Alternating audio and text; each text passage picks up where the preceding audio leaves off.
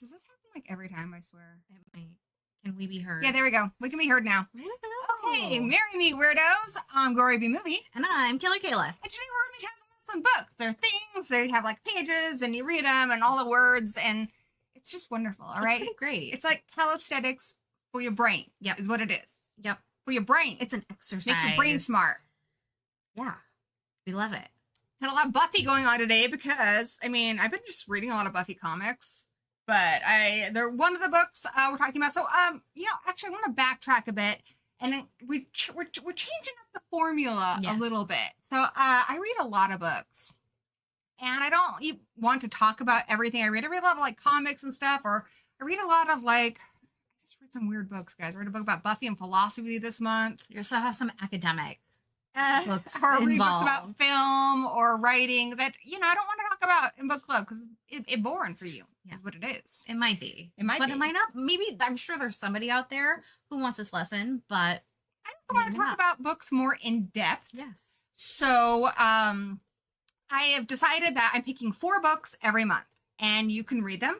You don't have to read them. You can read one of them. You can read 2 of them and be like, hey, I read those books. Maybe I want to wait and hear what the girls say for the other ones. Kayla might read them. She might not. She's busy. All right. But I will read them. I will read them because I have the time. I'm going to do my best. But can I tell you, I have 100% in 2 of my classes. Wow. Thank you. Congratulations. Yes. So she is going back to college for accounting. I am. It's tough stuff. But you know what? We're going to get it. Look, my little sister is in the chat. Hi, Jessica. Sister. That's my little sister. Isn't she pretty? Sister, she is pretty. She's so pretty. She's so cute. She's so adorable. I just love her. She's like a grown woman, but she's adorable. She's like gonna be 38 next month. I'm 38. Exactly. We're the cutest. I'm kidding. So Jason says, I love the first episode of Buffy the Vampire Slayer. That is my favorite episode of all the seasons. I actually just rewatched that recently with my sister. And I'm debating doing like episode by episode videos. I'm definitely doing one for the movie. But before we get into the books, I did want to show you guys what my husband, Danny Nightmare, got me for my anniversary. Look at this. It's me as a Funko Pop. So yeah, you have to pull it out. you have to pull it out. You're gonna get canceled talking like that. No, oh my god. So dirty. Oh my gosh, my little sister's watching. You should not. And you're being a bad influence. I am a bad influence. Okay, so this, he made my little doggies. This is Brocky. Isn't it cute? It's so cute. I love it so much. And this is Brewster. You can't eat it. You'll choke. It says it's a choking hazard for people who are under 4 or Kayla. And he couldn't get me a headband, but he did put my glasses on there. And I got a little goblet. It's my writing wine. And I got a little spell book. Look at that.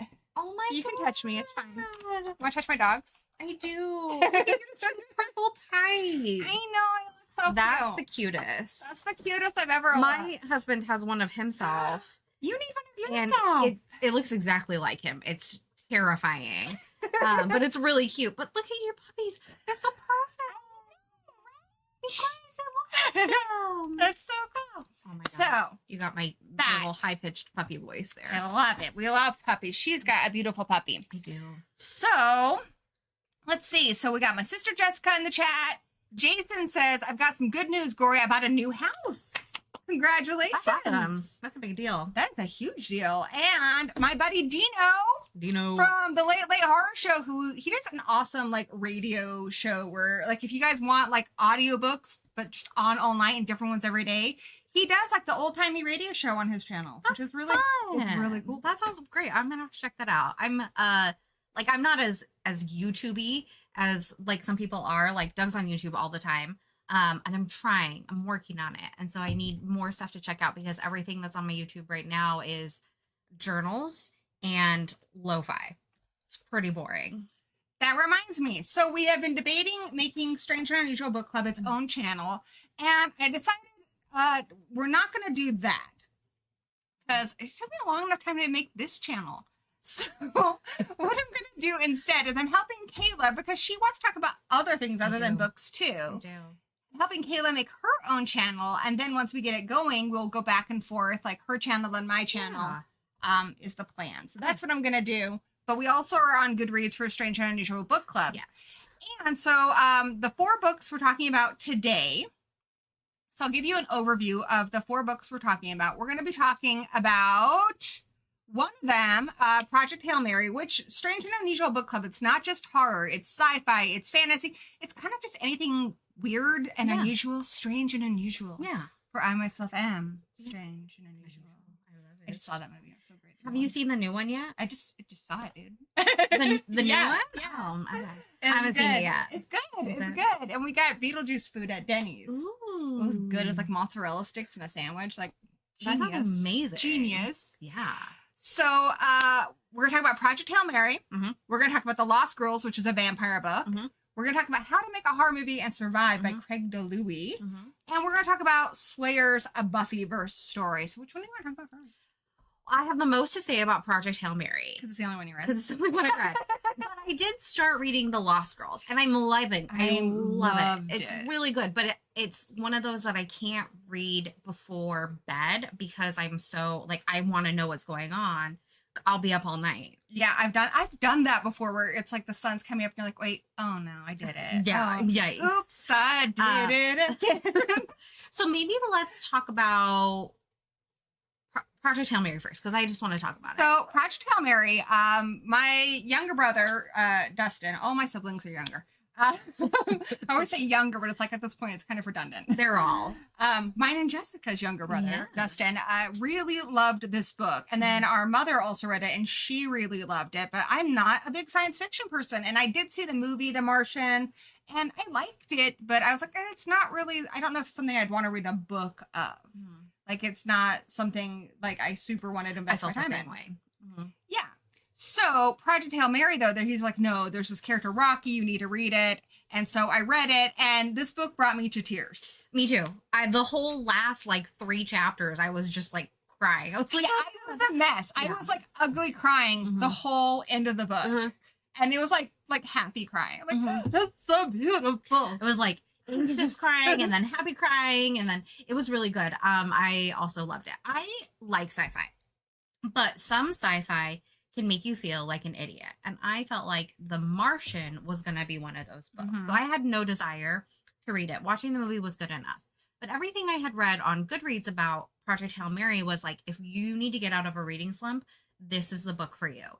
And I could not agree more. Oh God, this book, like I would recommend this book to anybody. Anybody. This book, it's more, a lot of these things, like especially if it's set in outer space for me, I'm just like, I've never been to outer space. I can't grasp onto that. This one, it's basically a book about friendship. Like if you have feelings, and you do because you're human, then you need to read this because it's going to tickle your feelings. Yeah, it's so beautiful. I want to talk about Andy Weir a little bit.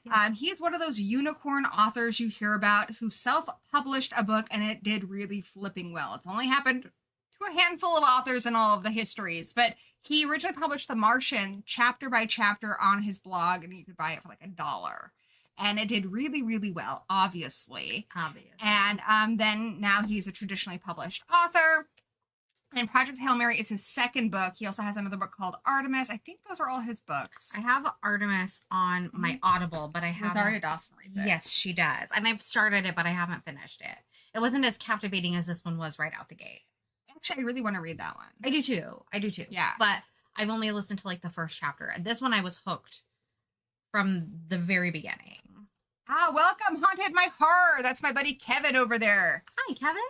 So this is going to be an odd recommendation because I'm going to tell you right away. I read this on audiobook, which is how my brother told me to read it, how my mother told me to read it, and how I'm going to tell you to read it. I'm telling you, you are missing out if you read the book. I agree 100%. I have the physical book and I started to read it, and then I was like, I'm just going to pop over and listen to it because I already had it. I would not have been able to conceptualize a few things if it weren't for the audiobook. So I'm going to tell you the reason I love this book, and this is a very minor spoiler, is the character of Rocky. I adore Rocky, especially somebody who has pet spiders. Rocky is a spider-like alien I'm cry creature already. who is an engineer, and he's just everything to me. I adore Rocky so much. He reminds me of my spider Cuddles. One time Cuddles, her burrow fell on her, and did she cry? No. She dug herself out of that hole and she rebuilt that burrow. That is what Rocky That's what is. Rocky Rocky would be. is exactly like that.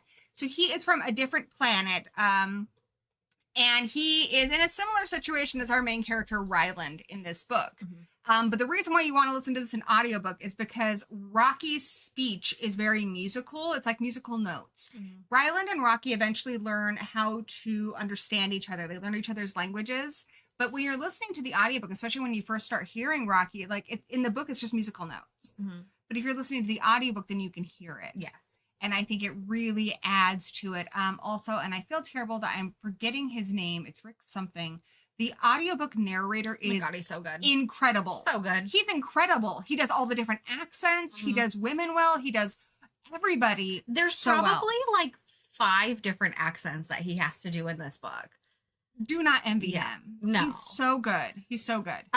My favorite, I love Rocky. I love Rocky so much, but Strat is probably my favorite character. I love Strat too. Yeah. And like she is so tough. But I feel like she's got the weight of the world on her shoulders. She and does. she is absolutely one of those people who will sacrifice the few for the many. Yep. And that's a big burden. She's like, we don't have a choice here. Like, this is Yeah. what we have to do. And she even, you know, like says at one point in the book, she's like, I will face criminal charges for everything that I'm doing right now, but I'm going to save this planet. So to back up a little bit, because if you haven't read this book, you might be a little confused. Yes. And that puts you right in the place of Ryland Grace, who is our main character. He wakes up on a spaceship. He is not an astronaut. And he has no idea, A, why he's on spaceship, how he got there, what he's supposed to be doing, and where is everybody. He's completely alone. And at first I was a little jarred because my brother kept telling me about Rocky. And there's a very annoying, like, AI, like, Oh God. Hal. And I'm like, is that supposed to be Rocky? Because No. I'm not loving that. That is just the beginning, and it's kind of trying to help him navigate the ship and stuff. Because again, he's not an astronaut. He's just a middle school science teacher. Yeah. Science.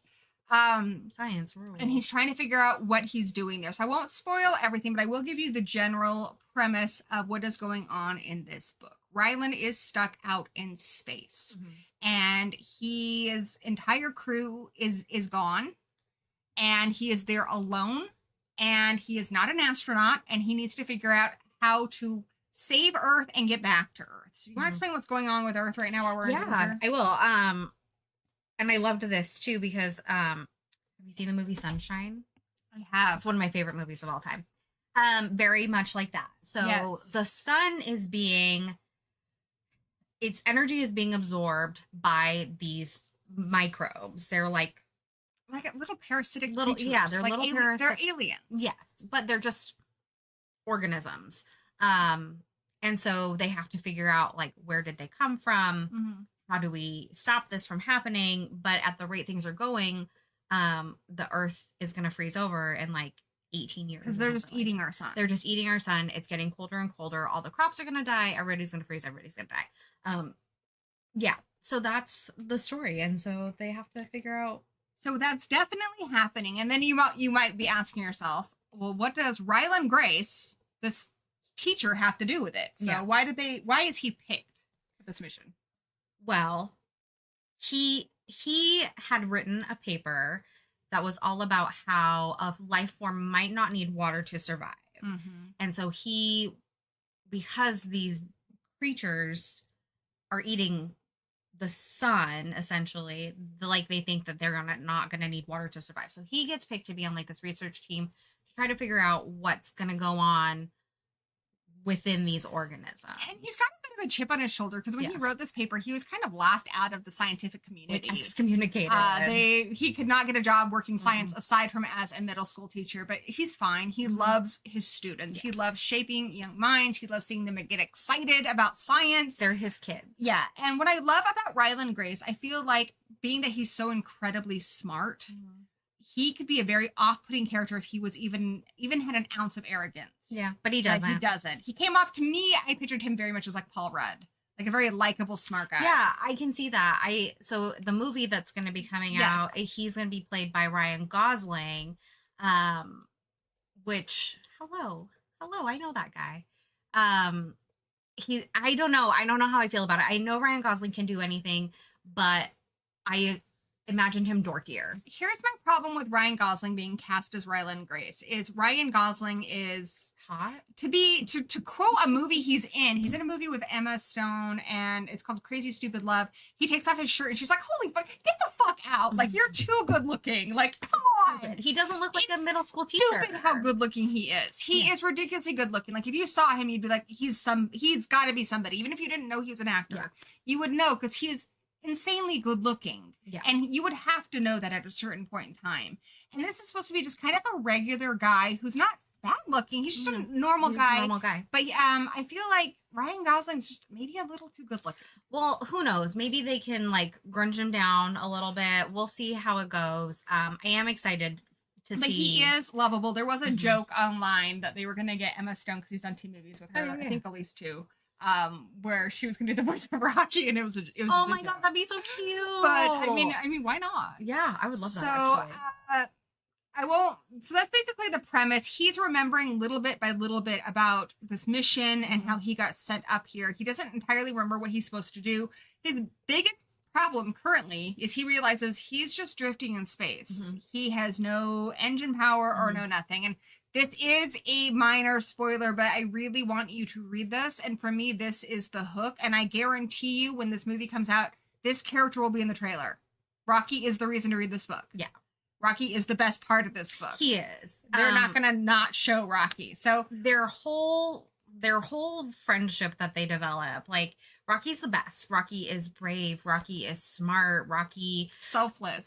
Selfless. Like he just does what he has to do, and so hardworking. He never gives up ever. And so there's another ship he realizes that's also stuck out. That he's like, wait, alien life? And that is Rocky. Rocky, I can't remember what's wrong with the area they're in, but it basically killed both their ships, and they're both just sitting there. So he takes a chance and he goes over there, and there is a period where they're learning each other's languages, and Rocky is so smart because they have different like needs and stuff. Like Rocky's almost blind, but he understands that Ryland is very visual. Yeah. They have different things like, and it's so funny at first. And this author thought so much about Rocky and his species. I can't remember the name of the species, but Iridians. He thought so much about the species, like all the little things. Rocky is from a planet with very, very dense gravity. So he's like a rock. He calls him Rocky because he's very much like a rock spider type creature. But he has 6 appendages. He has 5, I thought. Maybe it's 6. Maybe I don't know. 5. I don't know. But I think it's 6 because they're talking about how they count in base 6 versus like we count in base 10. I think you're right. Something like that. Anyways, he thought about all of that stuff. Yeah, he's so cool. Figures it all out. Rocky's an engineer. Ryland's a science teacher. So together they're using their expertise. Like Rocky quickly builds something to where Ryland can enter his ship. And other things too, like at first he thinks it's just Rocky being quirky, but Rocky will sleep and he'll be like, I sleep, you observe. And he's like, okay.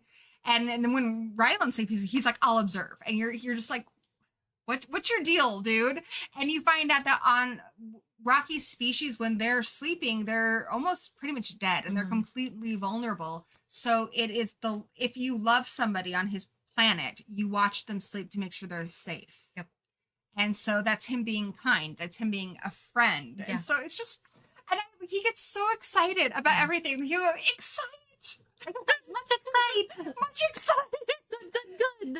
And he does these little jazz hand things and he gets so excited. He gets so happy, but he's sassy when he wants to. He's just the perfect character. Like, I love that his species is so thought out. His personality is thought out. Yep. He's never cutesy. Like, he has a life.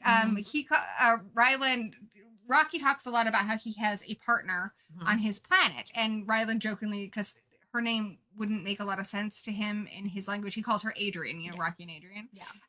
But yeah, like he has a partner he's trying to go back to. He has a whole life. A whole world. A whole species. He has to save his planet too. Yeah. And so he's trying to save his planet. Ryland is trying to save Earth. And then, right now they're just trying to help each other. Yep. And it's so amazing. It's just honestly the best book about friendship. And there's parts at the end there where you are just on the edge of your seat because you love these characters so much and you want them to succeed, but then you're just like, I don't know if I want to say goodbye to Rocky ever. No, I did not. I was like so nervous. Heartbreaking. And just parts at the end, I was just like, just tears streaming down my face, like not a single adult tear. No, just like multiple tears. Like, what soppy is going? mess of happy tears, sad tears, bittersweet tears. Yeah, just everything. The full gambit of emotions. And this book is funny, too. It is funny.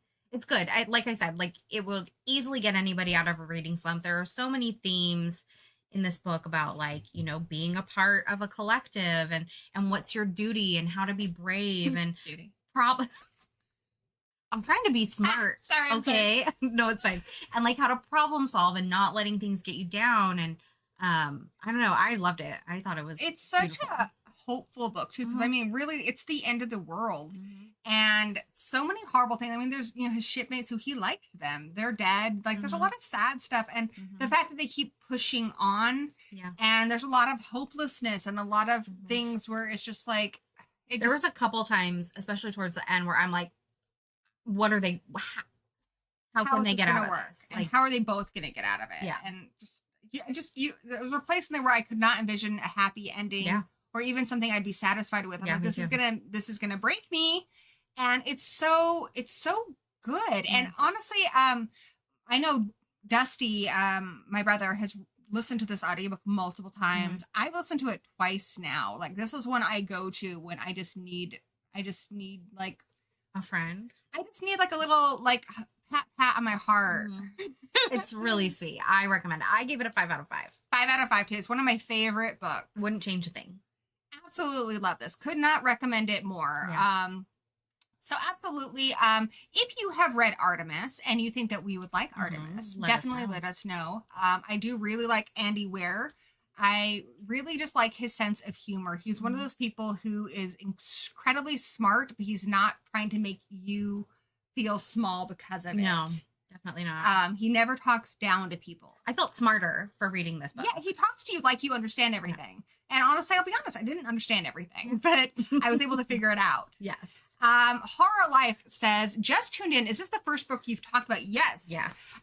So this is a rave review from both of us. Do check out the audiobook. Cannot say enough good things about it. I cannot wait to see this in the theater. I can't either. So. Like opening night, we're gonna go. It's very exciting. Excited. Yeah. Much excited. Much excited. Yeah. There we go. We will have a beverage of celebration. For celebration for Rocky. So incredible. So incredible. I would even love just more books in this world. Me too. Absolutely. I love the Euridians. Yeah. And again, as a spider lover, another thing I love about this is because spiders are, I mean, I keep spiders. I have pet spiders. They're very gentle, very timid creatures.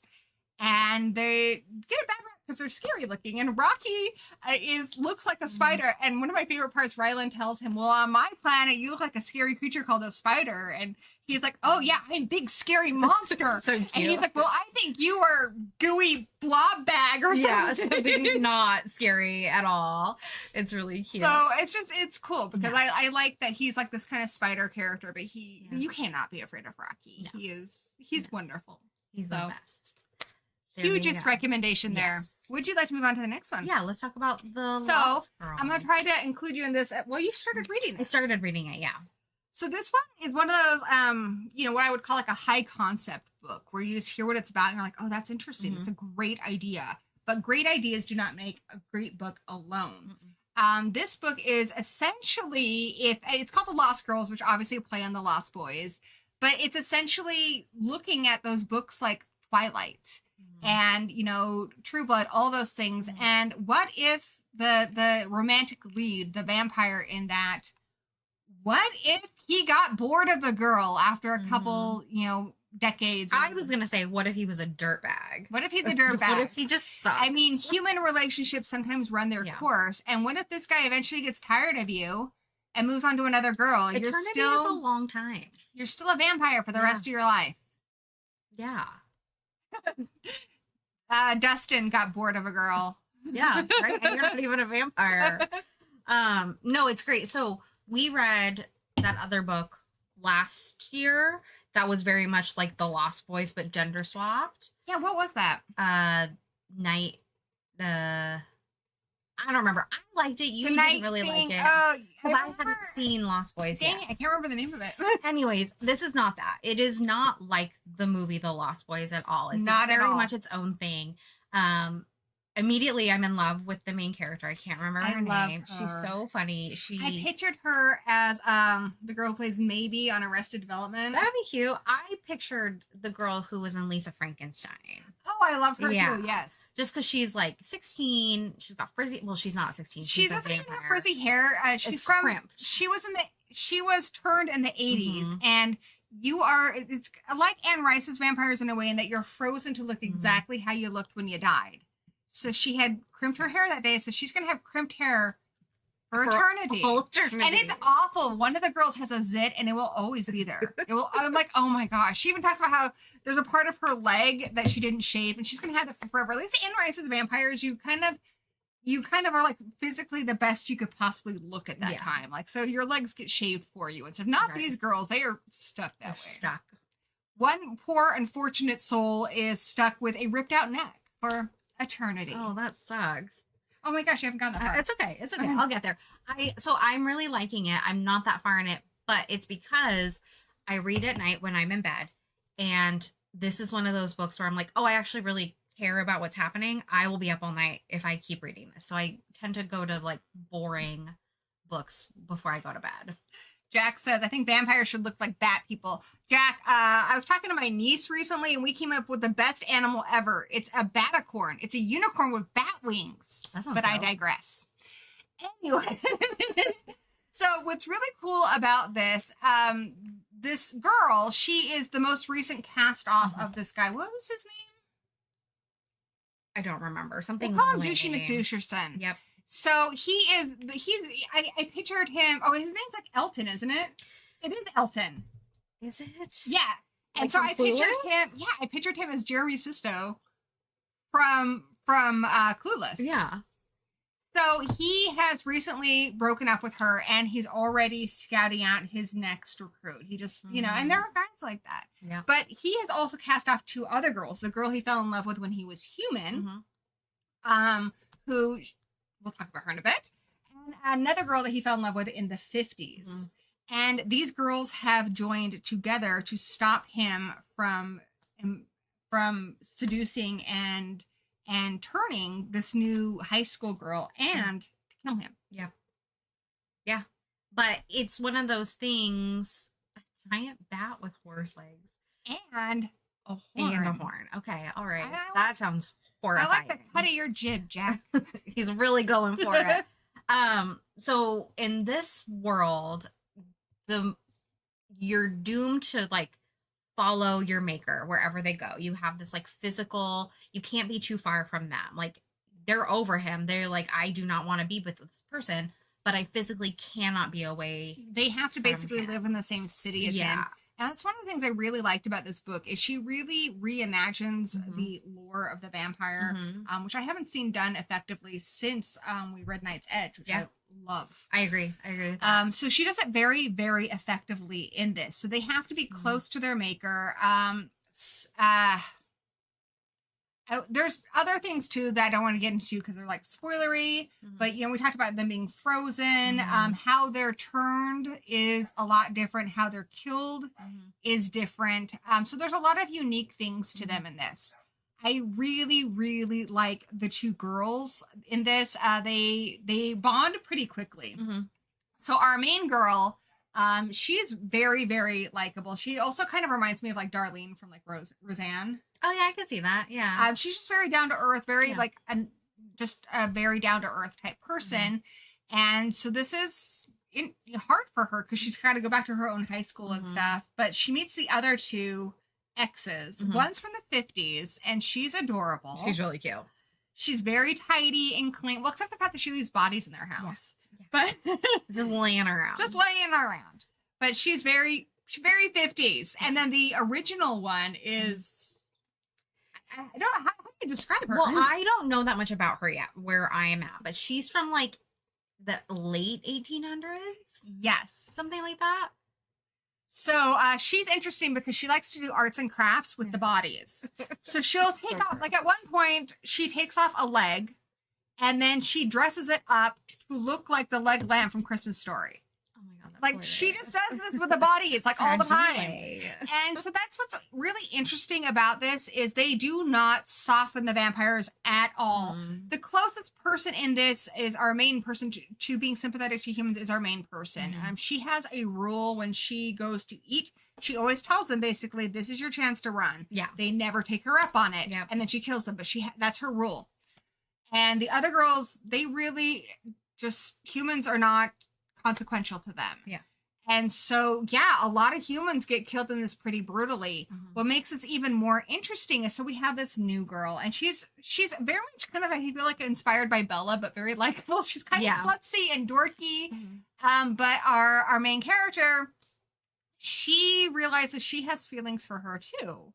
So not only is she trying to prevent Elton from seducing her, but she also kind of likes her. And she's like, there's no future for that because I can't turn her into a vampire. That would be messed up. Yeah. So you've got a little bit of a love story, but very an unconventional one for sure. You've got this great story of, very unconventional friendship. These girls just killing people. She also has to confront the only person she's ever turned, which was her best friend in high school. So a lot about like female relationships, the good, the bad, everything. A lot about high school relationships. She doesn't want to go back there. I wouldn't want to go back. She does not. No. And I think it feels true to anybody who's been like, who's had to like confront their first love that they've moved on past, she still remembers the way she felt about him and stuff, but she's grown, she's changed, and she doesn't have that Twitter-patedness about it anymore. Yeah.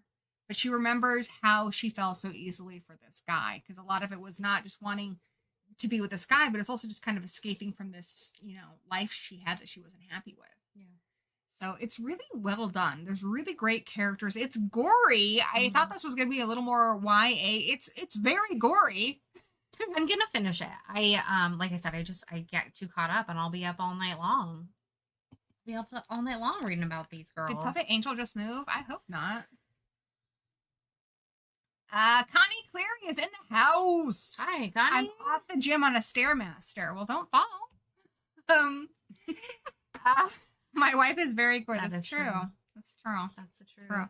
So I highly recommend this one. I gave it 4 out of 5 stars on Goodreads. By the way, you can join the Strange and Unusual Book Club, as well as follow Kayla and I on Goodreads. I read more than just the 4 books we talk about each month. So if you want to see everything I read, that's all on there. It's a lot. You're a busy lady. I have passed my reading goal of the year, which was 75 books. I got that number from, I think it was on Writing. Something I read from Stephen King said that he tries to read 75 books a year. So I was like, I'm going to read 75 books. Because last year I didn't. I read I think 50 something. Which is still commendable. But I've read 78 this year so far. So hopefully I can keep that up. Because I do love reading. Yeah, me too. I just don't get there as much. And I think I need to update my Goodreads. I had started a couple other books that I decided I wasn't going to finish on there. So... And that's one thing, Kevin mentioned something really, that reminds me of something I really like about this book. He says, the main character in this book needs a fake ID that says she's 18. I assume the ID is fake. Wrong button. I need to make this bigger. So a lot of books kind of romanticize being young forever. This book tells you why exactly it would suck. Nobody ever takes her seriously because she looks like she's 16. Yeah. Forever. But she's 40. She can't get a decent job. Even though she's got skills, nobody will trust her because she looks like she's 16. So how much experience could she possibly have? So she opens it working at a fast food joint. And she like Taco hates Bell it. or Taco Time or something. Yes, she absolutely hates it. And so nobody takes her seriously. She, doesn't have a lot of career prospects. Things are really, really hard. And I never had really thought about a lot of the stuff. I mean, I thought about it in terms of a 5-year-old with Claudia. Yeah. An Interview with the Vampire. But even 16 forever would be really hard. Really hard. Do they have mind control powers? They do not have mind control powers. With each other, there's control. With your maker, there's a level of control. Yes. But it's not the same. And then there's a little bit of there's some odd things with like how your relationship with your maker is, but it's very, very unique. So absolutely, if you love vampires, if you really want to see that paranormal romance trope turned on its head and done in maybe a more realistic way, this is absolutely the book for you. And I think it very much is fitting that it's called The Lost Girls, because even though it's nothing like The Lost Boys, it does for I guess female vampires what Lost Boys did for male ones. And these girls are lost. Like, they have to forge their own way. Zygma says, well, she's doing it wrong. She should start her own online business. Well, she probably could have. The trouble is she's also very but these girls, they have a hard time because they're not connected to the world. They have a hard time kind of moving past when they return. So she isn't good with technology. So she can't afford a computer. She can barely afford a place to live. And then the other girls are very 50s and 1800s. So yeah, she can figure that out. She'll be good. Horror Life says, vampires love me more than I love vampires. That's unfortunate. That is unfortunate. That's what I do, Zygma. That and eat the Rick. The Rick. I like eat the Rick better. Eat all those Ricks. Eat all the Ricks. Okay, so anything else you want to say about this one? No, I need to keep reading it. I'll finish it. I will finish it. We've also it's kind of a thing right now, which I do really like. But in books, especially YA books, LGBTQ is a really big thing now. So there's a lot of that. And some of them it feels very forced, like the publisher was like, hey, this is kind of big right now, you need to do this, and then the author doesn't seem to know what they're doing with it. Case in point, Clown and Cornfield. And then there are some that are really well done where I couldn't imagine this book without the LGBTQ romance. I guess she's like pan or bi.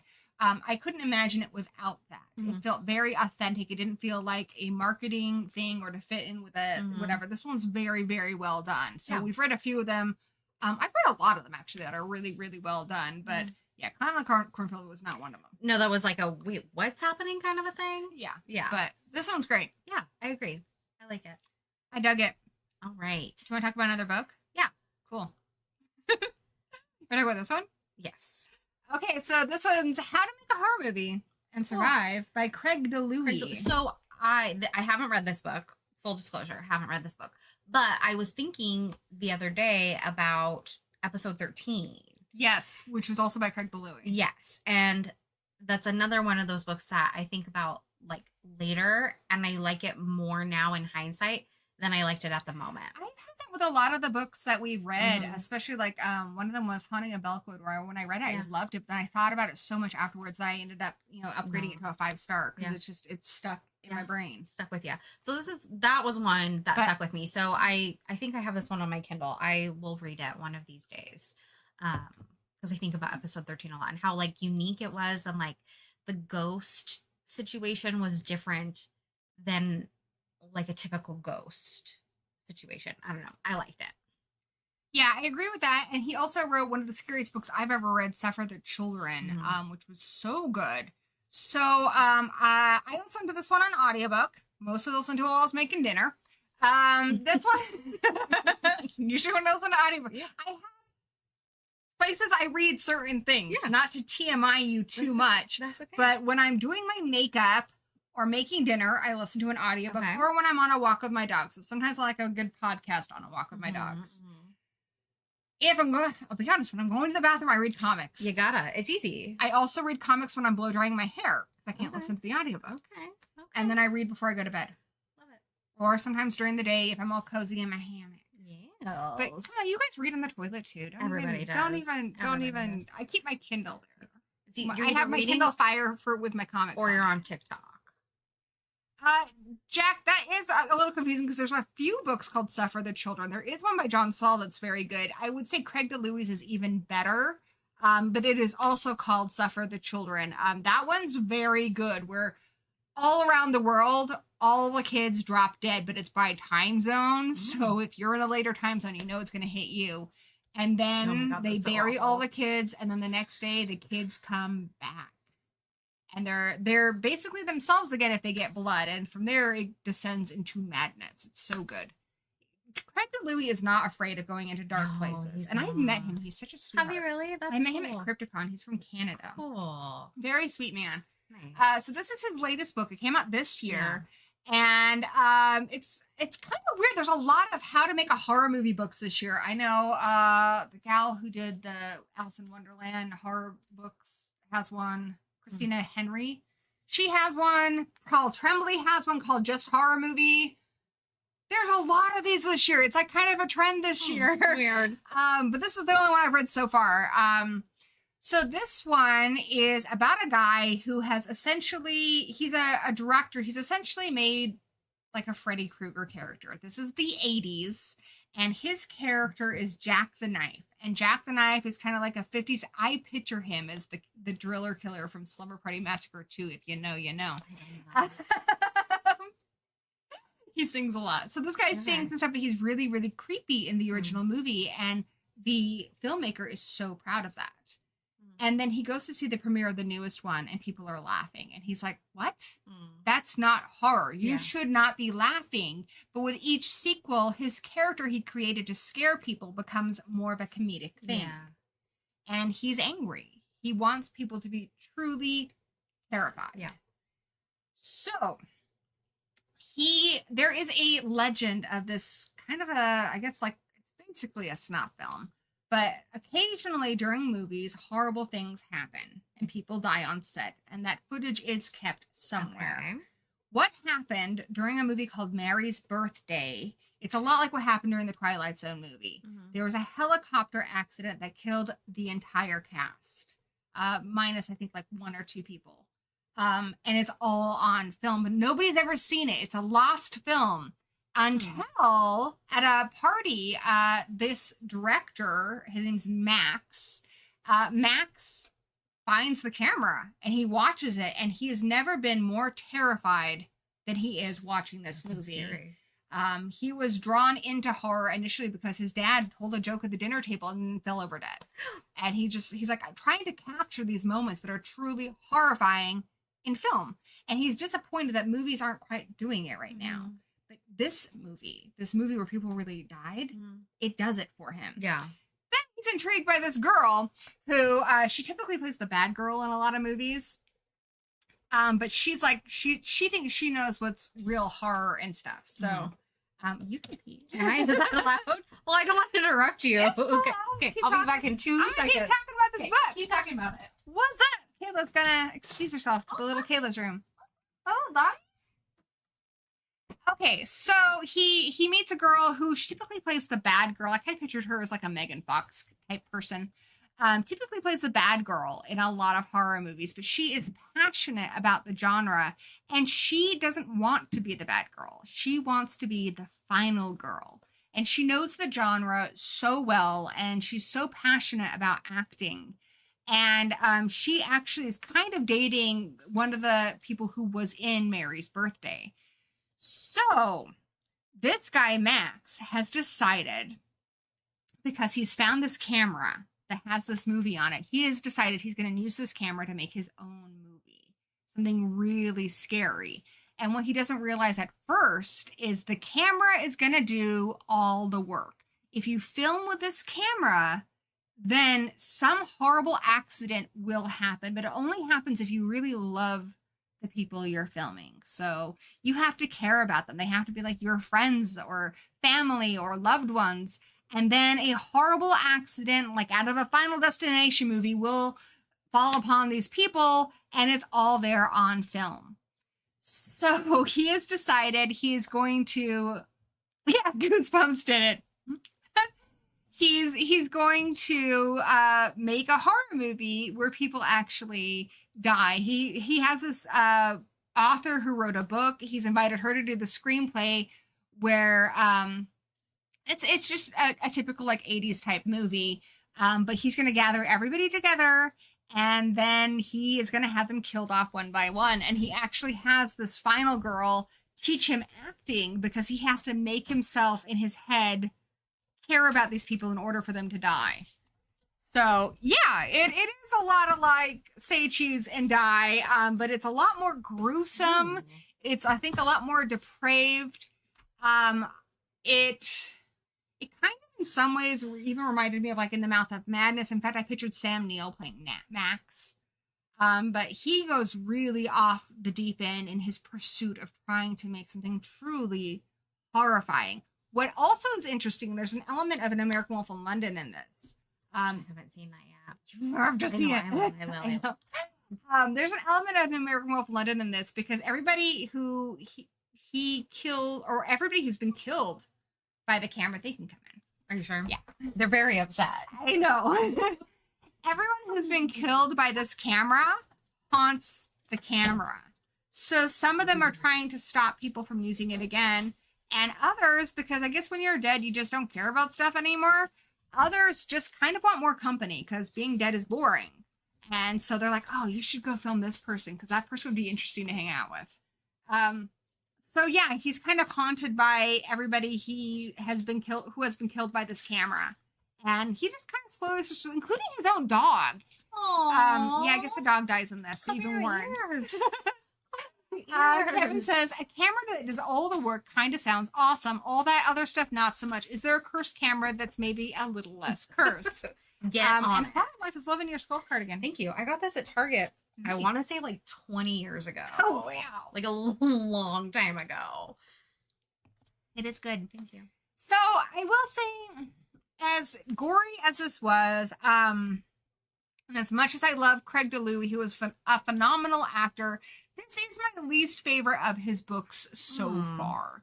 I have seen a lot of cursed camera type stuff. I've seen movies, both, like movies like Polaroid and film camera ones. I've seen a lot of movies like this. This year, it's a trend. I don't know why there are so many. Paul Tremblay's got one called Horror Movie.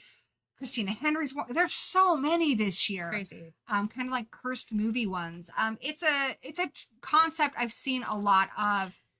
It might have something to do with like our ages too, like, growing up in like the 80s and the 90s and all the like the classic horror movies that we got. Maybe people are just like remembering, and there's that nostalgia factor. That could be it. I'm a little over the whole 80s nostalgia thing. Like, I'm not.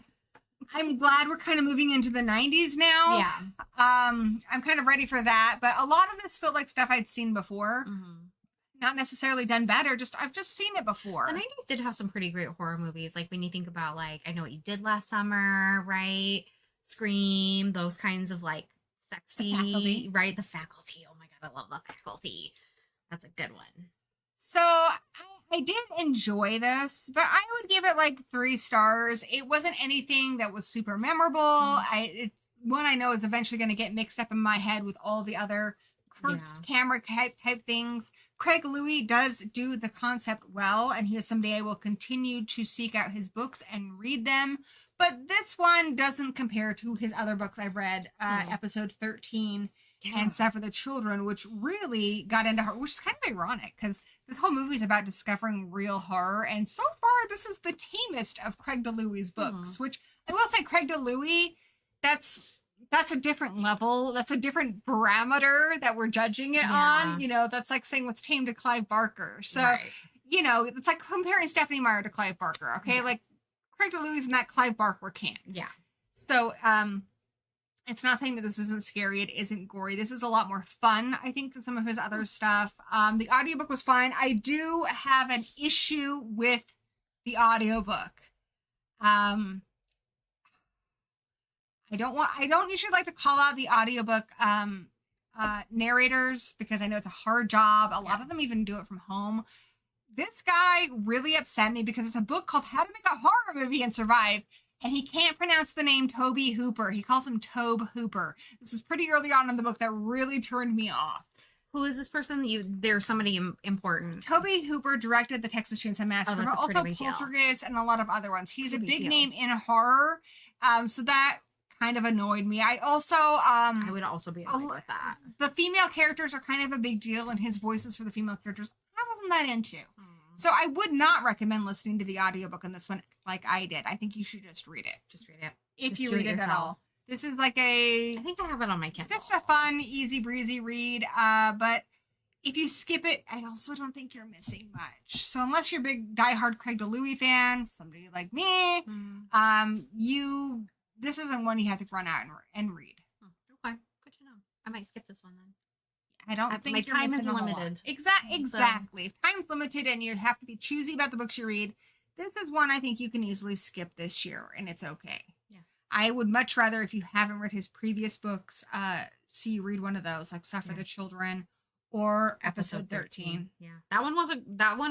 It grew on me. I really like, at first I was like, I don't know about that one. But then as I think about it more, I liked it. So, a couple things. A couple of you guys made comments in the chat, and I want to. A lot of you who are longtime watchers of the show know I read at night to my husband. I like to read anyway. He likes to have stories read to him rather than Audible. For some reason, he likes me to do it, even though I'm not a professional book reader. I think that's what's fun about it. That's probably what's fun about it. I don't know, but he thinks it's great. Because you're getting the audiobook plus the commentary. Yeah. So I recently read to him The Halloween Tree by Ray Bradbury, which is one of our books we're going to be talking about this month that is going to be on the show next month. But if you're interested, so this is for Connie, Zigma, anybody else who's a subscriber of the channel, I thought if you guys want, because this book can be a little harder to find, though it is readily available at the library, I can make it for our channel members. I can read The Halloween Tree just for you, minus my stupid commentary. I can put the commentary in there. If they're paying extra. Maybe with my commentary. Yeah. If you want me to read The Halloween Tree as a channel membership perk, please let me know, and I would be happy to do that. The other thing, Zigma mentioned Dungeon Crawler Carl. So I met Matt Dinneman, the only person I got to meet at Crypticon this year because I was so busy. I do panels at Crypticon where I speak on panels, so I don't get to have a lot of time to go to the floor and meet celebrities or look at vendors and stuff. But I got to talk to one this year, and it was Matt Dinneman, and he was telling me about his book, Dungeon Crawler Carl, and I instantly thought my brother would love this. And so I got my brother the audiobook, and he is on the 5th book now. He absolutely adores it. He has bought himself a shirt from it. Oh my god, that's so cute. He's got the hardback books coming. He might even go to Crypticon next year if Matt Dinneman's there. Love it. So He's got a fan. Yes, I'm so glad it worked out because I instantly thought this is a Dusty book. Yes. So he's on book 6. My apologies. So the reason I bring this up to you is we have 3 books picked for October. Again, you do not have to read them all. You don't have to read any of them if you just want to hear me talk about them. But I think sometimes it's fun to have, be like, oh, I read that book, and like hear other people's thoughts on it. Yeah. So I have 3 books picked out for October that we're going to be talking about in November. I need a 4th book. So I want you guys to pick the 4th book that I and possibly Kayla, if I have time, will read this month. So definitely please put your recommendations in the chat, and I will pick one by the end of our stream. If you pick one that's cool enough, maybe it'll usurp the other ones that I planned on reading. Maybe. Challenge for you. So, yes, we met, we'll do, I'm going to HorrorCon next week. I'm going to meet Christy Swanson. I'm probably going to die. There may not be future episodes of this show. Because she's she's Buffy. dead. And it's for a good She's cause. Buffy, and I just died. Yeah. Anyway, Kevin says, I love the Halloween Tree cartoon with Leonard Nimoy when I was a kid. So I love Halloween. I am and I know my buddy Count Jacula, who was here earlier, is also a full-size candy bar girl. I am that house, by the way, if you're in my town. I'm full-size candy bar girl. Yeah. I hand out full-size candy bars. I watch horror movies. I dress up. I love seeing the kids. I love making it extra spooky and corny when I open the door. That is my Halloween night. I know my husband is going to go traipse off and go to some party or go visit your husband or something. But this year, I've decided I want to watch Hocus Pocus because I'm reading the book right now. And I want to watch The Halloween Tree. Probably some other ones. I might. I'm going to watch The Last Unicorn soon, too. But in November, my niece... Talk to me before you watch it because I want to watch it with you. Okay. I'll watch it with you first. My niece Kinsley is obsessed with unicorns. Jessica's daughter. Okay. Well, if it doesn't happen, then it doesn't happen. Because I'm going you'll probably over be there annoyed in November to watch if you watch it with me anyways, because I can't help but say every single line. We should watch it before then. As I watch the movie. Okay, yes. So Zigma's vote is for Dungeon Crawler Dungeon Carl. Crawler So throw in your votes, guys. Right now it's Dungeon Crawler Carl, unless anybody else picks something else. So tell us what, real quick, tell us what Dungeon Crawler Carl is about. So if you're interested, or if you just want to back Dusty's Zigma's suggestion, Dungeon Crawler Carl, I'm a little fuzzy on how it happens, but essentially the world is flattened at the very beginning of the book. We have Carl, who is left with his ex-girlfriend's cat, Donut. Donut is like one of those fluffy Persian cats. And he's trying to get Donut out of a tree, I believe. I have not read this yet. My brother's read this. He's just told me about this. So the world is flattened and it becomes basically a game. And there are dungeons you have to go through. And it's broadcast all over the world. So kind of like a Hunger Games-y type situation there. So he has to go through these with Donut, who now can talk. And that's really all I know about it.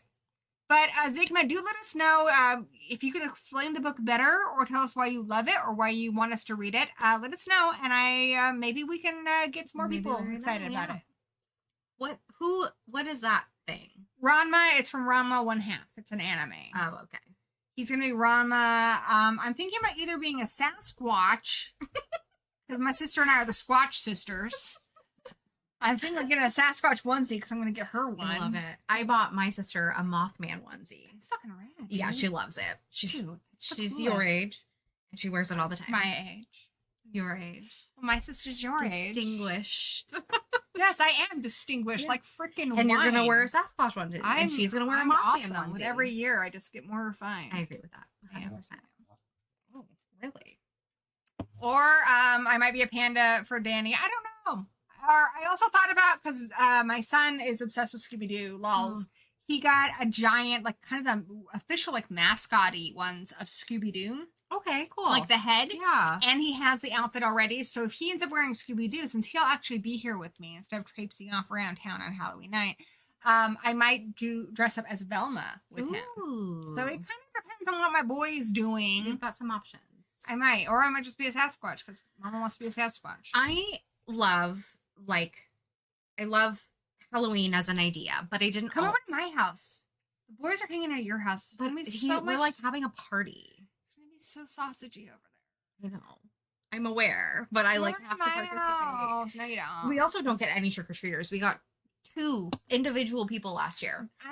First year living in this new house, but the kids on the corner here, they just threw a huge Halloween party that went on to like 1 a.m. Nice. Good for last weekend. So I think at least they'll come over. So I didn't always like Halloween. I really don't like dressing up. It's not my thing. When I was younger, I would sit in the car terrified and make my sister share her candy with me. Because I didn't want to go up to strangers that had masks on. If you don't get dressed up, then you don't get the candy. So, that wasn't how my mom operated. She was you're lucky, because I wouldn't have given praising you me for my stranger If you come danger. over to my house, I'll give you a full-size candy bar if you're dressed up. Okay. Well, so that's the thing, is I'm trying to figure out what I'm going to dress up as. Somewhere in my home, I have a fancy, like vintage Victorian dress that I can dress up as like a vampire, but I don't know where it is. Yeah, full-size candy bars, my house. Yep. I have tons of costumes. I have a Princess Peach. Oh, I could see you in that Princess Peach costume. Yeah, we're about the same size, so you can borrow any of my stuff. You can go as Gory B Movie. I could go as Gory B Movie. Nobody will get it. That's okay. So I have lots of costumes. I have Mario, Nintendo ones. I don't know. I can do you up. Okay, just come over. We'll see. Alrighty, so let's talk about our last book. So, this is where I got out the Buffy blanket, put out the Buffy figures, and I'm wearing my Buffy Archie shirt. How cute! So cute. I love this shirt. All right. So, the last one I read this month is Slayers. And so this is uniquely an Audible audiobook. There is no print version of this book. This was a very big production. They had a premiere for it and everything, and I am just now getting around to reading it. This is really freaking good and creative. So if you're a Buffy fan, this brings back the characters and the original actors of Cordelia, Spike, Drusilla, Jonathan, Giles, Anya, and Tara. Cool. So you might be asking, How? exactly. Indeed, do they A lot of these people are dead. So this is a really, really creative story. Another reason why it wouldn't quite work as a print book is it's very much like a radio play. That's cool. There's sound effects and everything, and it's a full audio cast. Oh, Drusilla's also in this. I don't know if I mentioned her. I was looking at the picture. I was like, oh, I know her. So it gets a little complicated. There's some multiverse stuff in here. Ooh. But essentially what happens is we have Indira. She's our little slayer there on the cover. She's adorable. She's basically me if I found out I was a vampire slayer. Okay. She's obsessed with vampire slayers. Okay. She lives in a world where anybody who's a potential vampire slayer is one. And so she knows about Buffy, about Spike. She knows all this stuff. She is obsessed. Her friends even call her Slayer already because she's obsessed with it. She finds out over breakfast that she's now a Slayer. Cool. So she's stoked. And she's going to go out to a rough and tumble demon bar and start practicing. Really stupid. She's ready. But she's just so excited. And then she runs into Spike and she's like, Spike, I know about you. You're a vampire with a soul. You should train me. And he's like, no, I'm going to pawn you off on like Giles. He's over in England. Yeah, not my problem. So, I will get to your comment there, Zigma, in a second. As soon as I got done talking about this book. So we have Indira and Spike, and then they run into Cordelia, who is dead. This book takes place after both series, Angel and Buffy. And Cordelia explains she is from another dimension, and like a multiverse, where she was the chosen one. She does not know who Buffy is. Oh. Her best friends are Tara and Anya, and Giles is her watcher, though he has died. She also had a kid sister who Drusilla and Spike turned her, starved her, and then left her in a room with her, so she had to kill her own baby sister. She's lost everybody. She's very, very jaded. That's so sad. She is there because in her world, Tara has become evil. She fell in love with Drusilla. She's become evil and possessed by some kind of a demon, kind of like how Willow did in our world. Yeah. And she's trying to do a spell to where vampires can be in the sun. Tara is. Tara's a big, powerful witch. She's trying to do this spell because she's in love with Drusilla, and then Drusilla can truly be the queen of the witches. Spike is also dead in their universe. So That's Anya cool. is a big, powerful witch. Something they change in this book that I'm not entirely sure if I like it is they essentially say that vengeance demons are possessed by a demon spirit when they become a vengeance demon. I thought the show made it pretty clear that Anya was still Anya. That that's who she is. So it's kind of like a vampire situation. Basically, Okay. Yeah. I'm not sure. I don't think I really like that. Mm-hmm. But basically, Anyanka and Anya are two different people. Okay. So, Anya is alive in her dimension. In our dimension, she has died. But in our dimension, Anyanka, the demon, still exists. She's so powerful, she exists outside of Anya. Okay. Anyway, I ramble.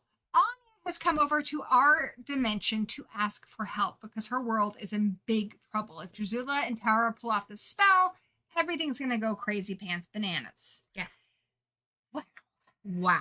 It's a lot, guys. It's a lot. That sounds really fun, though. So it's super, super fun. Indira is a very easy character to relate to because she's so excited to see everybody. So she's absolutely the fan replacement for anybody of the show because she's like, Spike! Cordelia! Like, she is so excited about everything. That's and cute. she comments on things that are different because it's from a different dimension.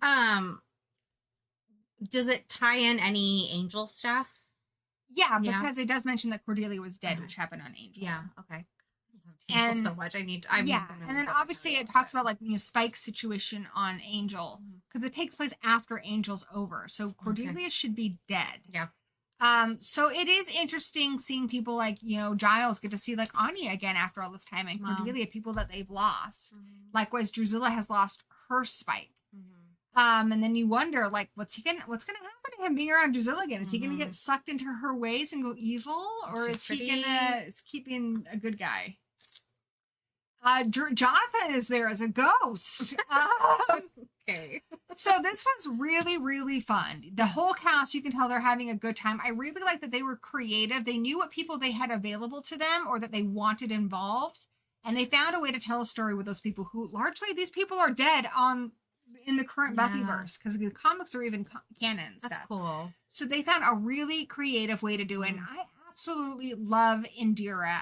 A while ago, there was an attempt at a Buffy TV show reboot, and I really, really hated it. The idea, all they said was there was going to be a girl her name's Buffy because she was named after Buffy, and they were just like, oh, and she's black. And it's like, okay, what else about her?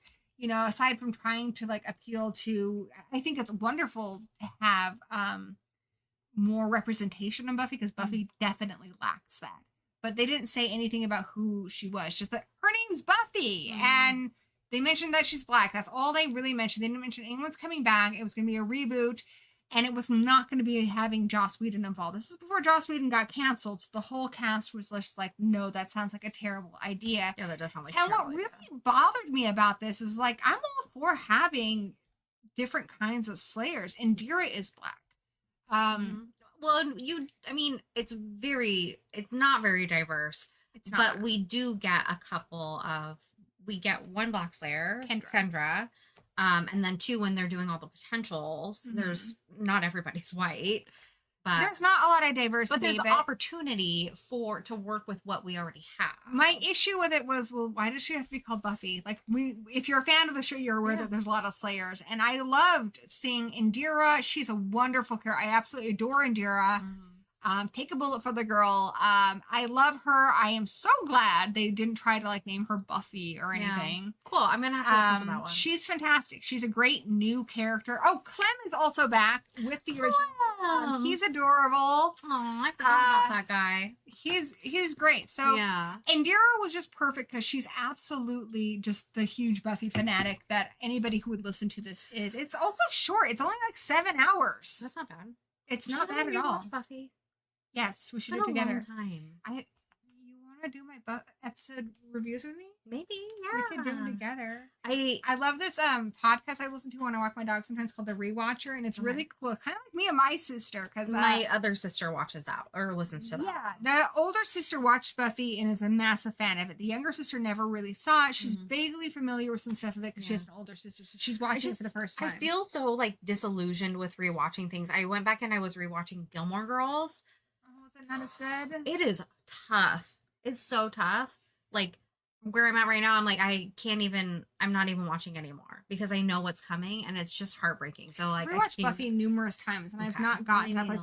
But there is something I would say to that, and this is off topic of books. My favorite movie of this year has been I Saw the TV Glow. And you guys, if you watch my show or you've heard me talk about movies, I am not an artsy-fartsy kind of person. And you should get put off by stuff that I think is pretentious. But this is a very deep artistic film that I think is brilliant.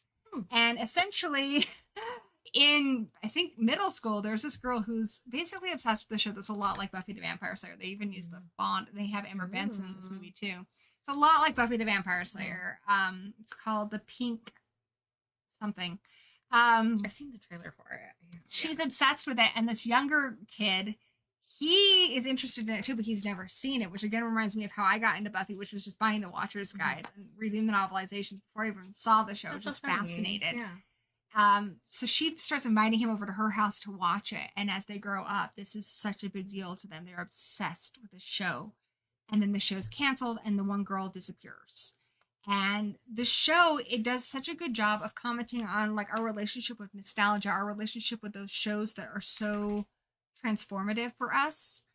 And it also a lot about like growing up and stuff, and what that means. And it's really, really, really, really interesting. I'm being so intentionally vague because I feel like if I say too much, I'm going to ruin it for you. And I think it's best to go in blind, but it's a gorgeous, gorgeous film. And it's so smart. And there's so much that you can take from it. Okay.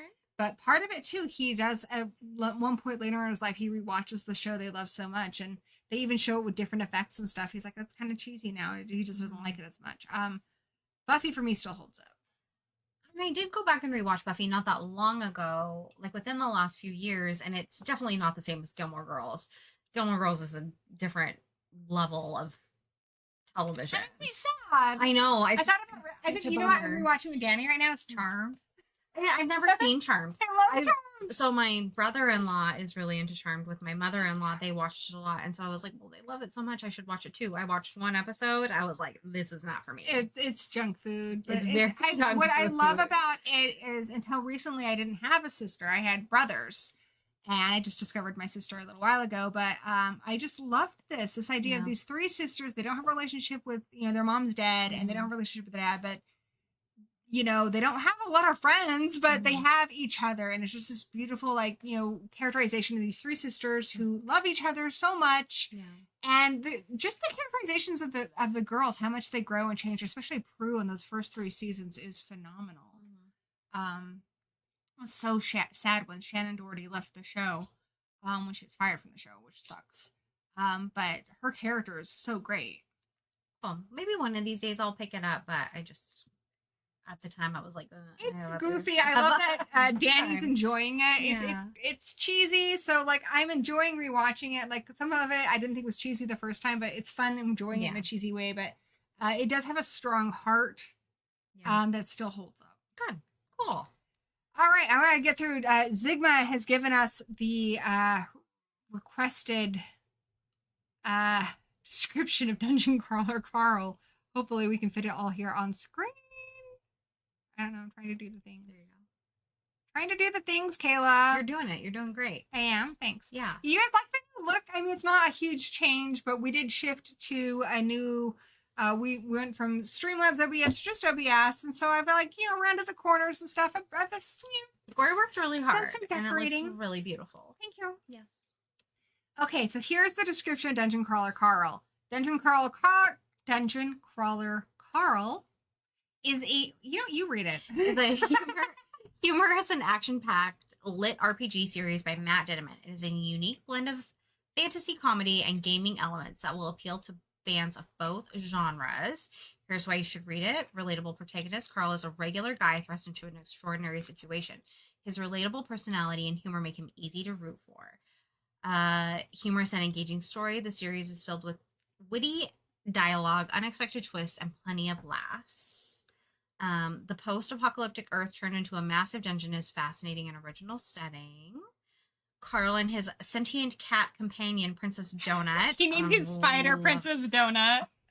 Cute. And she's the sweetest spider ever. I love next that. to Poe. Next to my sweet, but which Poe reminds me of Rocky from Project Hail Mary. It turns out they have a hilarious and heartwarming relationship, which also makes me think of Project Hail Mary. Exactly, right? which was Dusty's recommendation. He has not done me wrong yet. He has not yet, so maybe we should try it. Action-packed adventure. He loves sci-fi. The series is full of exciting battles, dangerous challenges, and thrilling adventures. If you enjoy lit RPG, fantasy, or just a good laugh, Dungeon Crawler Carl is definitely worth checking out. Well, do we have any other suggestions? I mean, this one sounds pretty good. So I know he listened to the audiobook. Mm-hmm. It's really interesting. So there is a channel by the guy who does the audiobook, and you see him do all the different voices and stuff. That's something I've learned recently. There are big productions like Slayers where there are sound booths. It's a big deal. It's very professional. A lot of audiobooks, though, are recorded by people in their own home. They just need a decent mic and some talent, and they get hired by somebody, and then that's how they get started. Yeah. So I think it's pretty interesting. I have a pretty You do. My husband thinks I can read stories. I'm actually not very good. He's filling my head with thoughts. I mean, he loves you, so he's a little bit biased. But at the end of the day, my voice is still really annoying. I disagree with that. I think it is. You have a whole YouTube channel dedicated to people listening to your voice. I'm looking at your face. So I think that should tell you something. All right. Well, we'll start with Halloween Tree. I'll post a couple chapters. If you guys watch it, my channel members, I'm talking to Zigma, Connie, anybody who wants to join. I'm going to start posting my readings of the Halloween Tree here for channel members, which is, I think it's only $1 to join. So if you want that, You have been warned. If it does not go well, I will not do it again. If it goes well, maybe. We'll see how. But it looks like our pick for next month is going to be Dungeon Crawler Carl. Dungeon Crawler Carl. I wrote it So, down. I know Dusty listened to the audiobooks. Okay. There's 2 different audiobooks for this one. So there's Really? one. The one guy is really talented, and that's kind of what I was saying is on YouTube you can see him recording it and all his different voices and That's the sound cool. effects he does. He's really, really talented. But there is one that I know Zigma hasn't listened to that's a full cast recording. Okay. But I think that's abridged. A lot of times with full cast recordings, they are I abridged. don't love those kinds of audiobooks Yeah. anyways. I have a couple Star Wars ones on my Audible and I won't listen to them. Slayers was like that, and I really liked it, but it was designed that way. World War Z is like that, and Oh, so is it? is that one's really, really, really good. De-Evolution's like that. There are some I've read that are really good, but I can see what you mean. Yeah. Some of them are kind of a lot. Yeah. Doug listened to a couple of like Marvel stories that were like that, like fully produced stories. And I don't know. I can't get into it. It's hard for me. It's too much. Too much. I going like on. it when there's a full cast recording, not necessarily when they go full overboard with the sound effects and Mhm. stuff, because Yeah. that's a little much. Yeah. There's a book called Shiver. It's a werewolf story. I have the full one of that, Yeah. and I've tried, and it's just a lot of. Well, I even have like the 1981 BBC recording of The Lord of the Rings, The Fellowship of the Ring. I have it on CD, and it's almost too much. It's kind of silly. I would rather listen to Andy Too Serkis read much. it. Yeah. Too much. Yeah, the Andy Serkis ones I hear are really good. Oh my god. So I actually really love this suggestion from Zigma Mhm. because we are trying to make this more more varied. I did pick books that I thought were very Halloweeny this month, and ones that have been on my reading list for some time. Halloween Tree, he wasn't here. He's not here now. He was here earlier. Count Jacula actually sung its praises for a very long time, Yeah. and I really want to watch the movie on Halloween. I haven't seen the movie either. You can come over and watch it with me. Take a break from your party. Maybe it's a good idea. I started reading the book. I really like it. It's very poetic. Honestly, the stories couldn't be more different, Mhm. but the writing style reminds me a lot of The Last Unicorn. Yeah, I see that. Fairy tale, but it also has it's written in a fairy tale quality that has but it's like fairy tale enough that children could enjoy it. Yeah. But it's also very got a sense of wisdom to it Mhm. that I feel like adults will get. That Yeah. The Last Unicorn had Mhm. and that this has. Yeah, they're definitely on like the same level. They're very different stories, very different. Like they're different, but I see what you're saying. Like just that poetry, like the way he describes the tree. I'm just like, this is insanity. His sentences are so long, too. I've been It's- trying to they read some are of these. very I'm long. reading this to Dan. Some of them, I'm just like, all right, here we're going in for a big one. So I got the book on Apple Books for like $9 or something like that. So I just got it, and I was driving a lot this month, so I was listening. He kind of like it took me a minute to get used to it because he kind of goes on and on in his descriptions of things. Like I get it; these are cool boys. Like they're rowdy. Like I Yeah. get it. This is a crazy. There's a million pumpkins in this tree. He loves to do that thing where he'll start like a whole bunch of sentences the same Mhm. way, and then this step they did this, and then he's really, Yeah. really focused on like the language of it. But it's cool. It's a unique experience. I'm not enjoying it. It's just a different style for sure. So these are the books we picked. So since we're talking about Ray Bradbury's The Halloween Tree, you might know Ray Bradbury because if, like me, you had to read Fahrenheit 451, Mhm. which was one of the better books I had to read in high school.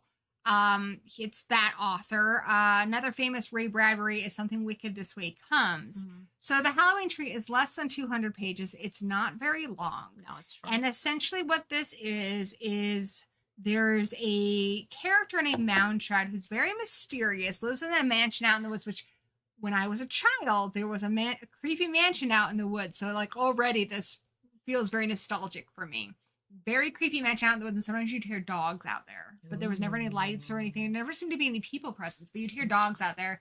And we would sit. There was this tree that had been struck by lightning, and you would sit, and it was a really long field full of like thorns and stuff, so you couldn't really get close to the house, but it was like in the distance, so you could see it. It was really cool. That sounds fun. Yeah, Zigma remembers it when we lived in New Caversfield. A really cool place. But yeah, Moundshroud lives in this creepy old mansion. His name isn't just Moundshroud. It's Carapace Clavicle mound trout. Thank you for the correction, my no, dear. it's banana. It's banana pants. So I was like, what is happening here? Danny tells me in the movie there is one girl, but it's a big group of boys. There's like 9 of them. Yeah. It's a lot. They're all trick-or-treating, and they want to know where Pipkin, who is apparently the coolest kid who ever lived. She is a god among children. children. Pipkin hasn't shown up, and you find out there's something wrong with Pipkin. I'm not that far into it. I think he burst his appendix. But I don't know. That's my opinion. Okay, I'm not going to say anything because I've read it and I don't want to spoil it. Okay. So each kid is dressed in a different way. Like there's a witch, there's a mummy, there's an ape man. And so what Moundshaw does is he takes them, because he can go through all of time and history, he takes them to places kind of themed around each costume. So like they go to like a kind of a caveman area, they go to an Egyptian area, and in each place they see Pipkin, and Pipkin is struggling and they don't know what's going on. So it's poetic, it's beautiful, it's fun. It's a very easy read. I will read it for my channel members if you guys want that. And please, it's fine. I am not opposed to criticism. If you're like, yeah, you know, your voice kind of annoying. I won't ever do it again, but I'm gonna do it as a test run this month. And hey, there's an old friend I haven't seen in a while, Cal L. Daly. Good to see you. The other book I picked this month is Hocus Pocus and the all-new sequel. I have it in hardback on my shelf. I'm actually this one, if you have Kindle Unlimited, it is available through there. I love reading on my Kindle. That's where I've been reading it, but I do have the hardback of this book. I've had it for a long time. And so I have gotten, I'm actually almost done with this. I'm about 81% done with it. But the first half, oh my angel, the first half of this book is a retelling of the movie. And what I really like about this, it's from Max's point of view. So you see a lot about how he feels about Allison and his thoughts about moving, his feelings about his sister. And he's just a really sweet character. You also get a lot of backstory with the Sanderson sisters. You know, like they obviously in the movie are very reverent about their mother. And you can see that they do love their mother so much. They also have a fourth sister, Elizabeth. And then the second part of the book is a sequel, which I will say I did enjoy the movie Hocus Pocus 2. But the book is, I would say, maybe a little less fan service-y, but still very true to the first one. The book is essentially Max and Allison have gotten married, and they have a daughter. And their daughter really likes another girl at school who's really, really popular. And she has a best friend, and she's heard her whole life about the Sanderson sisters, and she doesn't really believe it. And of course, inadvertently, she ends up bringing them back. I won't spoil how or what or whatever, but now she is the one who has to confront the Sanderson sisters with her friends, and her family's lives are on the line. So far, it is very, very good. That is what we're reading this month. It's very, very Halloween. It's cute. The chapters are all have cute little like pictures on them and stuff. It's really nice. Very easy breezy read. Even the first one, it's very much beat for beat the movie, but I still was like, oh, just one more chapter. I don't need to get up that early. I don't gotta be at work until 9. I work from home. I don't need to shower. I just will shower tomorrow morning. It's fine. No big deal. I have this exact same copy at home. Yes, it was a gift. And this is a gorgeous book. Yeah, it is really gorgeous book. So absolutely, that is one worrying because I'm in the middle of that one now. I just finished the Halloween tree. And then the other one, I got this because Stephen King said the book was horrifying. And I do like Paul Tremblay. Knock at the Cabin was the first book we ever talked about on this channel. That was a great book. Such a great book. I really like Paul Tremblay, and this is supposed to be his most famous book. In fact, I read a short story collection of his, and he mentions some of the characters in it in that story, in one of his stories. So I know this book's really important to him. And it's A Head Full of Ghosts. So I bought this because on Audible, I don't know if it still is, but when I got this, it was $3.99. I do have an Audible subscription, but I just bought that. You know, I wasn't going to waste a credit on that. Yeah, not for $3.99. Yeah. I also got his book Horror Movie, but I'm probably going to space those out of it. Honey, what's wrong? His bargain. Growling. So, Head Full of Ghosts. I'm listening to this one right now, and I will say, so far, unless the ending really so far, this is a 5-star book. This is one of those books where you read it and you're just like, how did somebody write this? Like, as a person who's a writer, you're just like, wow, this is important. Yeah. Like, I need to pay attention to how it's written. It's very, very well done, which is interesting because I think one of the more played tropes in horror is the possession exorcism thing. I think it's been done to death, and nobody's quite done the exorcism. It's a hard one to do well. Yeah, another one? Yeah, please go for it. They're really yummy. Kayla brought us beverages, I did. and they're delicious. It's blackberry sage. So good. Yes, they are good. Kayla, you're the best. Thanks, you're the best. Phone me. I don't remember what I was gonna say. You were saying about exorcism, yes. possession. Yes. Yeah, it is hard. It's hard to do well. Like, I don't find that kind of thing very scary very often. They all end up being kind of derivative of The Exorcist. Yeah.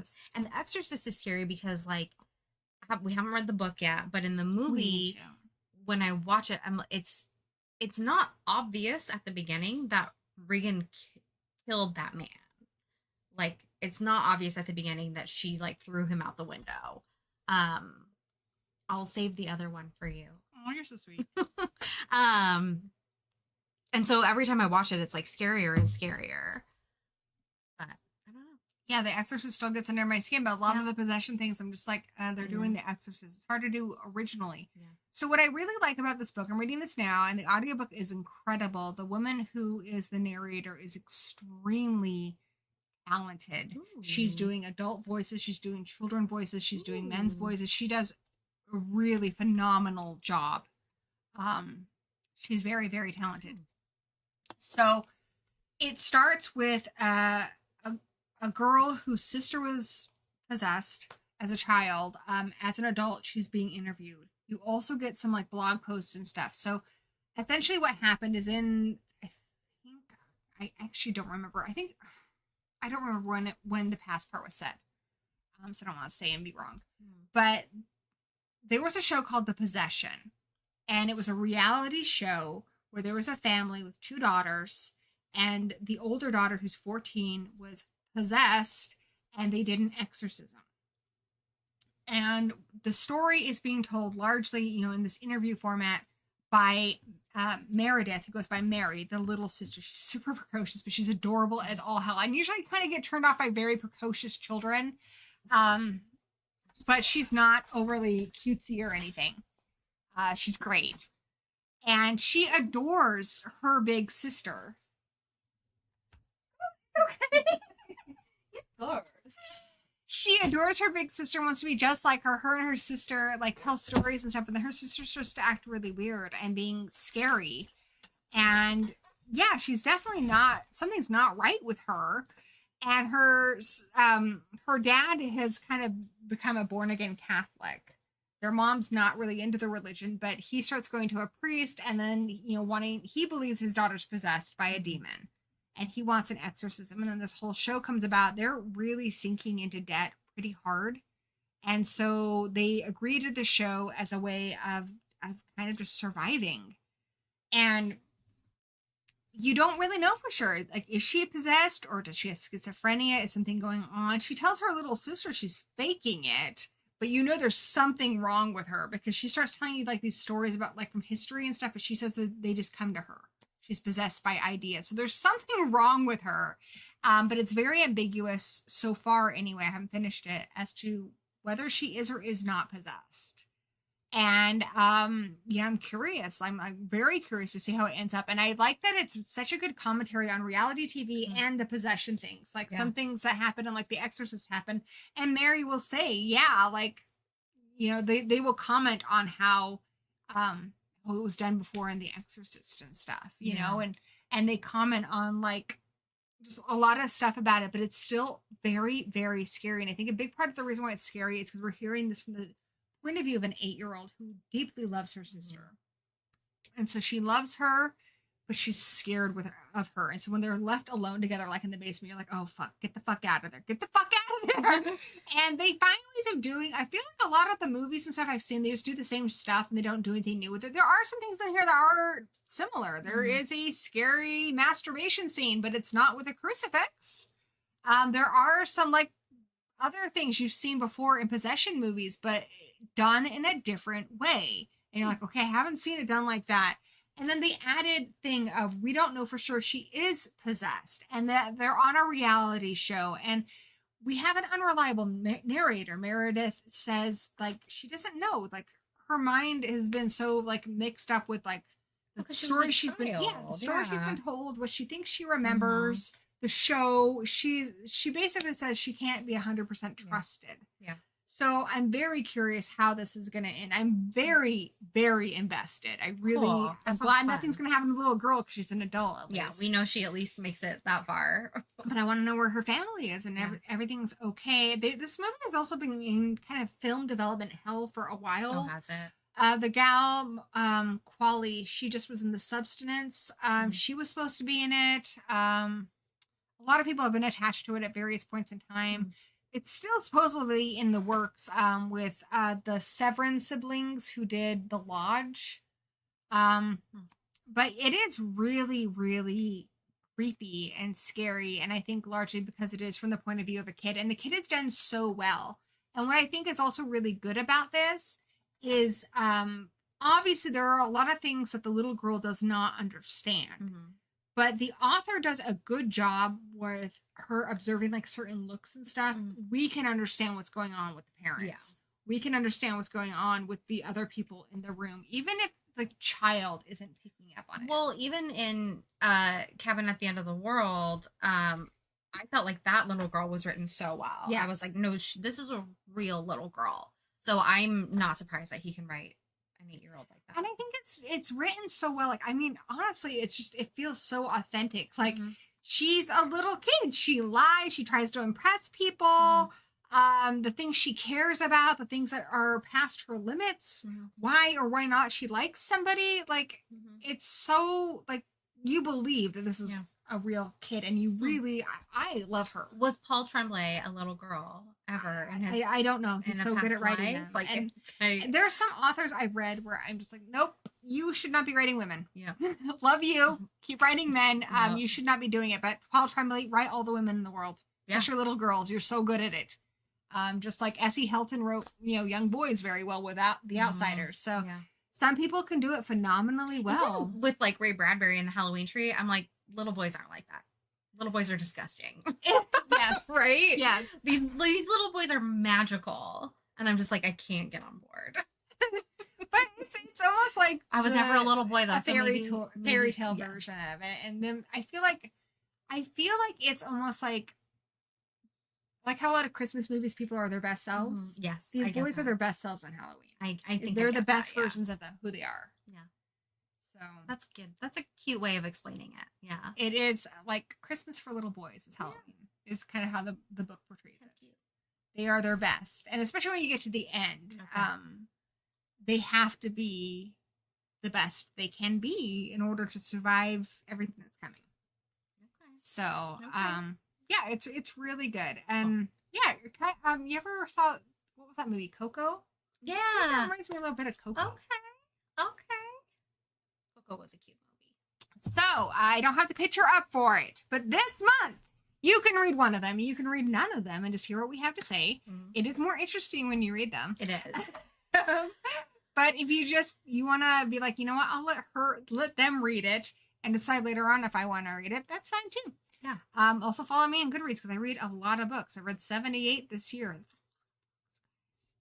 I would love to. I think I've read 5 or 6 books this year. Like really not that many. My goal is 15 and I'm not going to make it. I am not in school and I have a lot more time than you. I wish. I will say, because of my time, I have 100% in 2 of my classes. I only have a 75%. I think that's brilliant. If we could like USB cord our brains together, we could just vicariously experience the books I'm reading. I would love that. I would love that.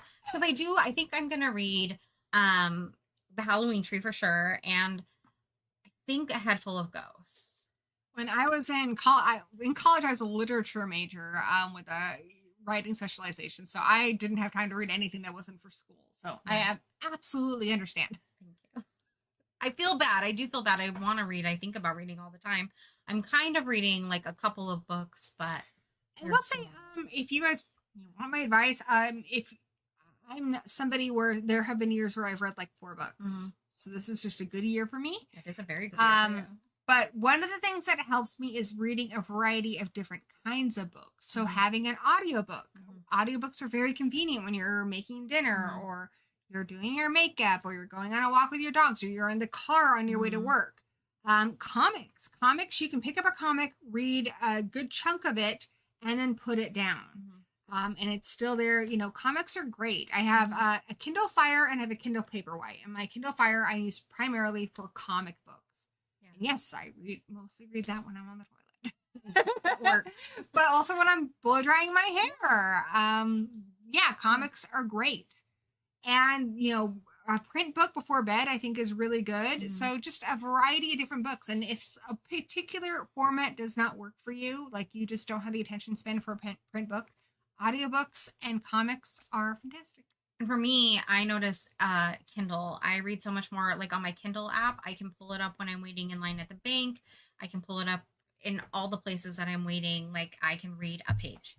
And a page at a time doesn't seem like much, but it has gotten me through 5 books this year. So it's not nothing. I think Kindle is absolutely incredible. And, you know, I don't know anybody else who does this, but I read to my husband before bed, and it is a way for us to spend time together and bond. I'm also reading a book, and he's getting a book read to him, so he's reading a book. I don't know, guys. I think reading a book to an adult that you care about is not a terrible idea. No, I think it's really sweet. Greatly love it. It's been really good for us. Yeah, love it. Well, here we go. All right, so those are the books. Hocus Pocus, The Halloween Tree, Head Full of Ghosts, and Dungeon Crawler Carl. As soon as I finish Head Full of Ghosts, I think that'll be my next one. I do have a question for Zigma, if you are still in the chat. Do you recommend the audiobook, or do you think we're okay with the print book? If the stream ends before you get back to me, just leave us a comment. Yeah. Cool. All right. What are you most excited for? A Head Full of Ghosts, I think. Like, I want to be scared. I want something really, really scary. I feel like I haven't read a very scary thing in a while.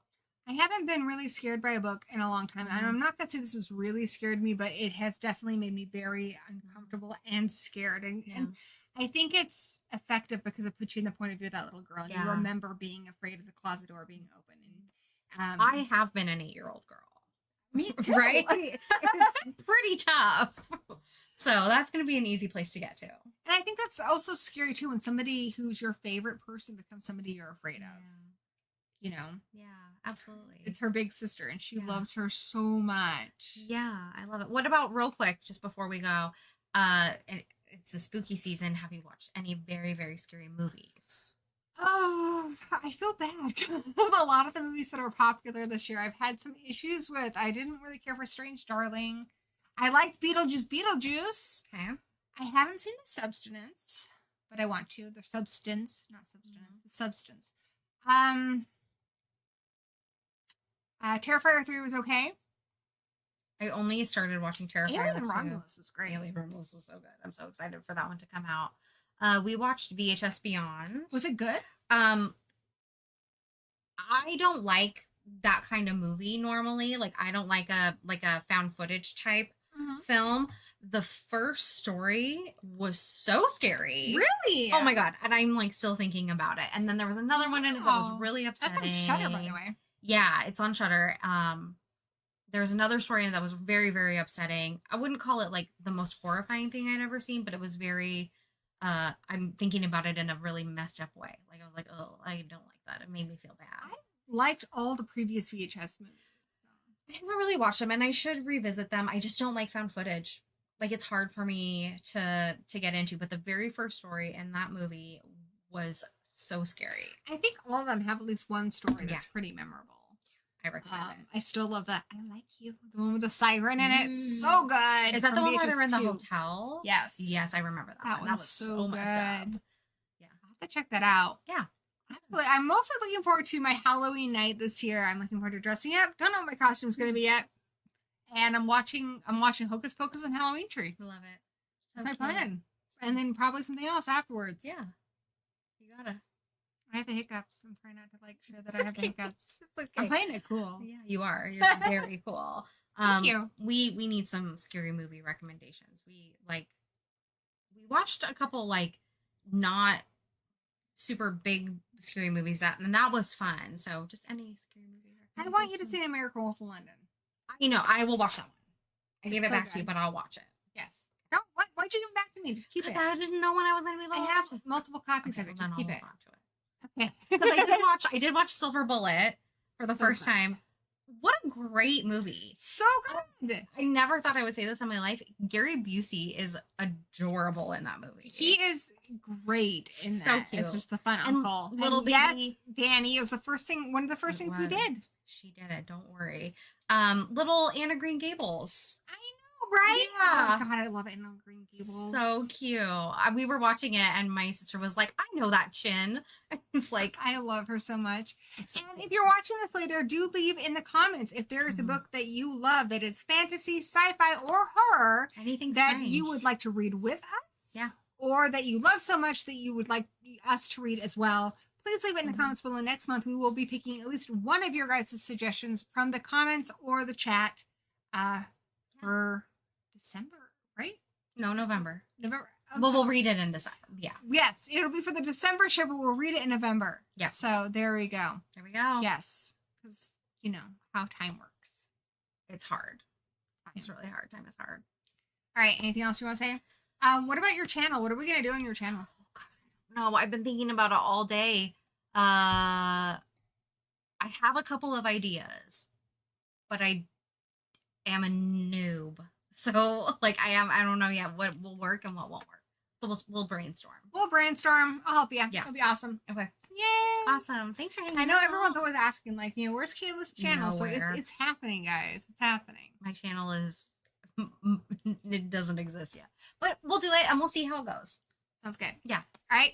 Thank you, guys. And until we meet again. Blessed be.